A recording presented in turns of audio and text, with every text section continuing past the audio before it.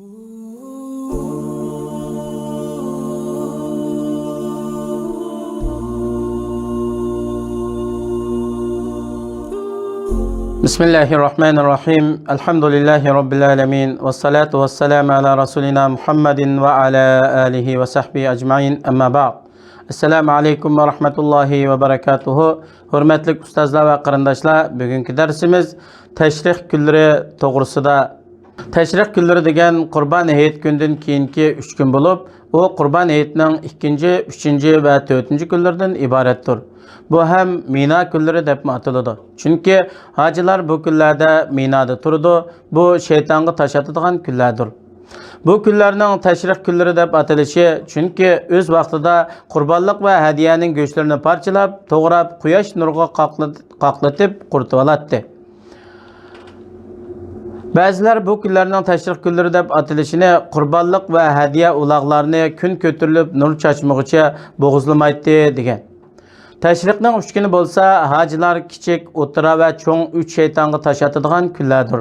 Har biriga arqama-arqa 7 dan tash atadi. Har bir tashni atgan vaqtida takbir aytadi. Tashlarni har kuni kun egilgandan boshlab, ya'ni peshinning vaqti bo'lgandan boshlab atadi. Har kunning tashni atadigan vaqti ertasi tong yorug'icha davomlashadi. Qurban hayitining 2 va 3 kunlari tash etish bilan hajda vojib bo'lgan tash etish oxirlashadi. 3 kunimi Minada turib tash etib qaytish yaxshi bo'ladi. Chunki payg'ambar alayhisalom shunday qilgan. Bu to'g'rida Alloh subhanahu va taolo mundaq deydi: "Faman ta'ajjala fi yawmayn fala isma alayhi va man ta'akhkhara fala isma alayhi liman ittaqa." Oyatning tarjimasi: Minadan aldirab 2 kunda qaytgan odamga hech gunoh bo'lmaydi. Ta'xir qilib qaytgan odamga hech gunoh bo'lmaydi. Yuqorqi ahkamlar taqvodorlik qilib, hajni to'liq ado qilmoqchi bo'lgan odam uchundir. Qurban hayitining 2 va 3 kunlari kechida hojilarning Minada turishi hajning vojiblaridandir. 3 kechisimi qaytmay Minada qolgan bo'lsa, bu yaxshidir. Aldirab qolgan kishilar 3 kechisi Minada turmay ketsimi bo'ladi. Teşrih günleri Allah Teala Kur'an-ı Kerim'de zikir kılgan sanaklık günlerdir. Allah Subhanahu ve Teala mındaktaydı. "Vezkurullaha fi ayyamin ma'dudat." Sanaklık günlerde, yani teşrih günleri Kurban hayitining 1, 2, 3 günlerde Allah'ını yad etanlar. Namazlarının ahırda tekbir etanlar. İbn Abbas radıyallahu anhu, Ata ibn Rabah ve Mücahit qatarlıklar teşrih günleri az bolğanlığı için sanaklık günler deb ataldı degan. Teşrih günlerinin abzili 1 günüdür. Bu to'g'rida Peygamberimiz sallallahu aleyhi ve sellem mundaq degan.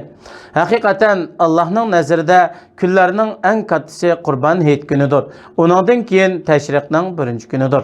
Teşrihning 1 günü Yawmul Qurra deb atalgan. Chunki kishilar bu kunda qurbonlikni qilib, farz tavofni ado qilib, Minaga qaytib chiqib orom oladi. Bu kunda Minadan qaytib ketish to'g'ri bo'lmaydi. Tashrih kunlari degan hayit kunlaridir. Bu yemak, ichmak va Allohni yod etib zikr qiladigan, xursandlikni ifodalab, sil rahim qilib xushal bo'ladigan kundir. Payg'ambar alayhisalom mundaq degan: "Tashrih kunlari yemak, ichmak va Allohni yod etib zikr qiladigan kunlardir." Yana bir hadisda Peygamberimiz sallallahu aleyhi ve sellem mundaq degan: "Arafat günü, Qurban hayit günü ve teşrih günleri biz İslam ahlining hayit günleridir. Bu yemek içmek günleridir. Bu günlerde bayram qilib, ayollarning dab urishi durust bo'ladi. Teşrih günleri hayit günleri bo'lib, bu kunlarda ro'za tutish to'g'ri bo'lmaydi. Hakikaten Peygamber Akram sallallahu aleyhi ve sellem bu kunlarda ro'za tutishdan cheklagan. Teşrih kunlarida faqat tamattu haj yoki qiron haj qilib, hadiyaga qodir bo'lolmaganlar Arafatga chiqishdan burun ro'za tutolmagan bo'lsa, ularga 3 kun ro'za tutish ruxsat bo'ladi. Ayşe radıyallahu anha ve İbn Ömer radıyallahu anhumu shunday degan: Bu kunlarda Allah Teala'ni ko'p zikr qilish yaxshi bo'ladi. Allohni zikr qilish turlik bo'lib, buning jumlasidan farz namozlardan keyin aytiladigan takbirlar. Bu takbirlar hajga kelmaganlarga Arafat kuni bomdod namozidan boshlandi. Hojilar uchun Qurban hayit kuni peshin namozidan boshlandi. Tashrihning 3 kuni asrdan keyin oxirlashadi. İmam Ahmad bayon qilib mundaq deydi: Bu sahabalar birlikka kelgan qarash bo'lib, bu Ömer, Ali, İbn Mas'ud, İbn Abbas radıyallahu anhumalardan bayon qilingan qarashdir. İkrama Allah Taala'nın sanaqlıq günlərdə Allah'ını yad etanlar, namazlarının axırda tekbir etanlar degan ayet to'g'risida mundaq deydi. Təşriq günləri tekbir fərz namazlarınınki axırda boludu. Bu günlərdə köp etiş mustahab bo'lgan tekbirlərdən mutlaq tekbirlər. Bu şəkildik tekbir Zulhəcjinin avvalqı 10 gününün hammasida təşriq günlərdə həyatning 4-cü günü axırlaşqıcha aytiladi. Bu tekbirler hem vaqtlarda ve hem haletlarda, hem orunlarda, keçide, gündüzde, yolda, bazarlarda, mescitlerde, öylerde, hizmet orunlarda boludu. Hem orunlarda öre turgan, olturgan piti, yatkan halette, qatnaş vasıtlarda, piyada manga vaqtlarda ve zikir qilish durust bo'ldigan orunlarninki hemmisi de boludu. İbn Ömer radıyallahu anhu Mina'da özünün çidir tutup, çidirinin sırtidaki kişilerinki anlayış için bu tekbirlerini üllük itattı. Şunun bilen çidirde ottağalla, yolda mangalla bu tekbirlerini anlap, hemmisi tekbir itattı. Mutlaq ve vaqtga alaqdar tekbirlerinin vaqtini bekitişdiki asas Peygamberimiz sallallahu aleyhi ve sellem'nin sahabilerinden, selep alimlerden naql kılıngan türlük eserlerden ibaret. Əsərdə gələn təkbir ləfzinin ən məşhur bolğanları Allahu Ekber, Allahu Ekber, Allahu Ekber, La ilahe illallah, Allahu Ekber, Allahu Ekber ve lillahil hamd. Təkbirdə kənarçilik var. Qaysını etsə durust boludu. Müslüman kişi tekbir etiş jarayonida Allah Taala'nın hamma narsadan katta ekanligini diliga hazır qilishi, uyda bo'lsin yoki bozorda bo'lsin, yoki xizmat o'rinlarida bo'lsin, hatto talash tatishlarda bo'lsinmi, Alloh va Allohning rasulining buyrug'iga hech narsani ilgir qilmasligi kerak. İslam peshvasi Ibn Taymiyya rahimahullah mundaq deydi.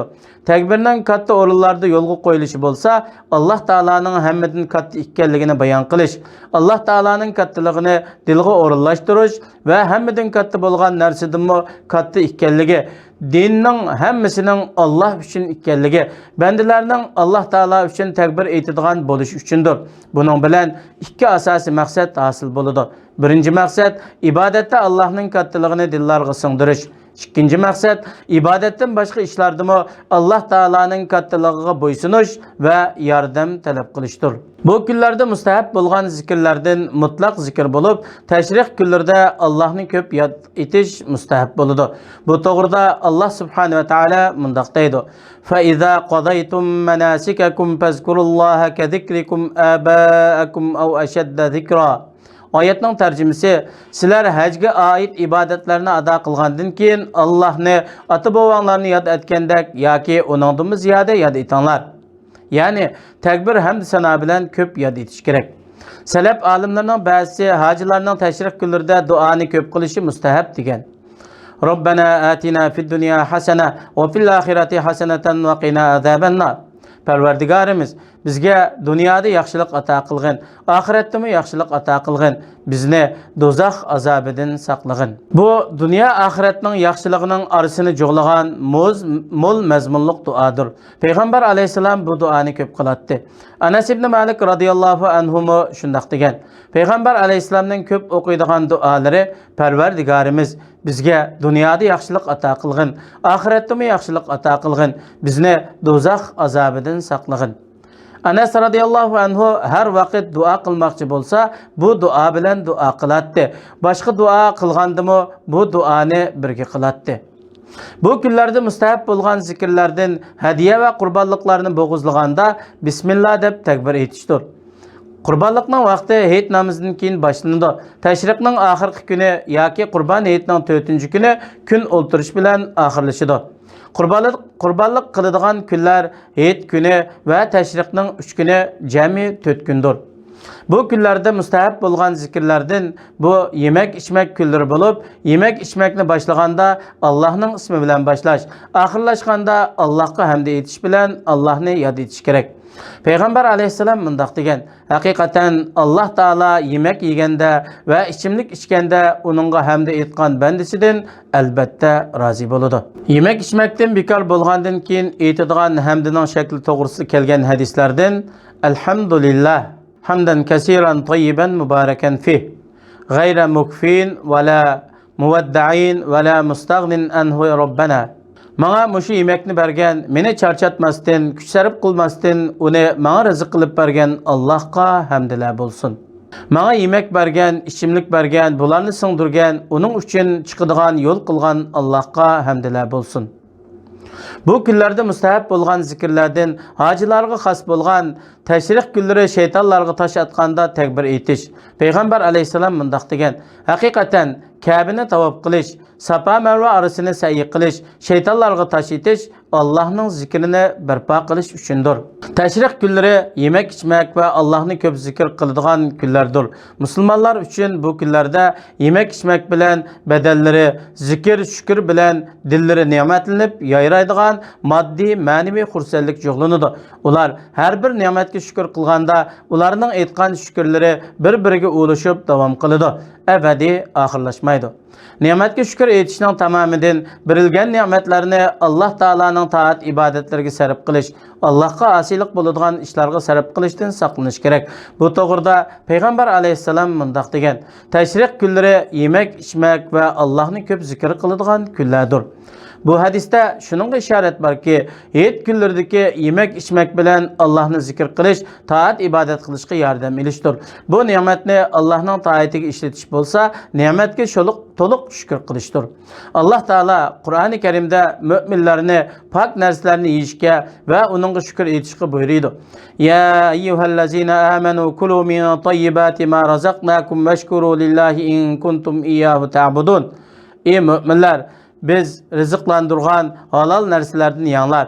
Agar Allohga ibodat qiladigan bo'lsanglar, Allohga, ya'ni Allohning haddi hisobsiz ne'matlariga shukr qilinglar. Kimki Alloh ato qilgan ne'matlarni Allohga osiylik qilishga sarf qiladi ekan, u kishi Allohning ne'matiga tuzkorlik qilgan bo'ladi. Ne'matni nonko'rlikqa almashtirgan bo'ladi. Bundaq kishidan ne'mat tortib olinishga bek loyiqdir.